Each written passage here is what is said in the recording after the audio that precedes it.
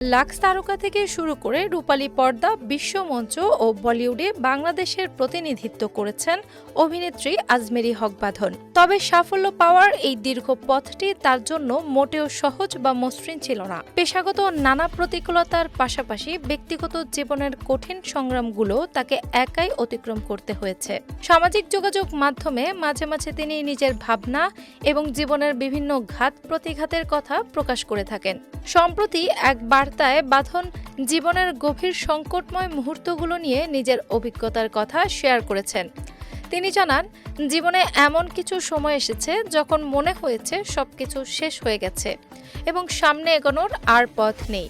তবে প্রতিবারই চরম হতাশার মুহূর্তে সৃষ্টিকর্তার অশেষ রহমত তার কাছে অলৌকিক সমাধান নিয়ে এসেছে। বাঁধন বিশ্বাস করেন, মানুষের নিজের করা ভাবনার চেয়ে সৃষ্টিকর্তার পরিকল্পনা সবসময় অধিক কল্যাণকর ও উত্তম। জীবনের সেই হৃদয় বিদারক ও কঠিন সময়গুলোই মূলত তাকে বাস্তব জীবনের সবচেয়ে বড় শিক্ষা দিয়েছে। তিনি কখনো অন্য কারো জীবন অনুকরণ করেননি, তবে সৎ ও কঠোর পরিশ্রম মানুষের জীবন থেকে প্রেরণা পেয়েছেন। সংকটময় সময়ে সবাইকে ধৈর্য ধরার এবং প্রাপ্ত সবকিছুর জন্য কৃতজ্ঞ থাকার পরামর্শ দিয়েছেন এই অভিনেত্রী। নিষ্ঠা, সততা ও আন্তরিকতার সঙ্গে নিজের কাজ চালিয়ে গেলে একদিন সবকিছু নিজের নিয়মে ঠিক হয়ে যাবে বলে তিনি মনে করেন। সেই সাথে নিজেকে ভালোবাসার পাশাপাশি নিজের প্রতি শ্রদ্ধা ও সম্মান বজায় রাখার গুরুত্ব তুলে ধরেছেন তিনি।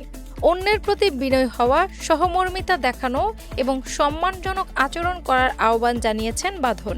তিনি বিশ্বাস করেন, জীবন সত্যিই অনেক সুন্দর, তবে তা দেখার জন্য একটি খোলা হৃদয় ও মানসিকতা প্রয়োজন। পরিশেষে যে কোনো কঠিন পরিস্থিতিতেও সঠিক ও পূর্ণাঙ্গভাবে বাঁচার জন্য সবাইকে সাহস রাখার পরামর্শ দিয়েছেন তিনি।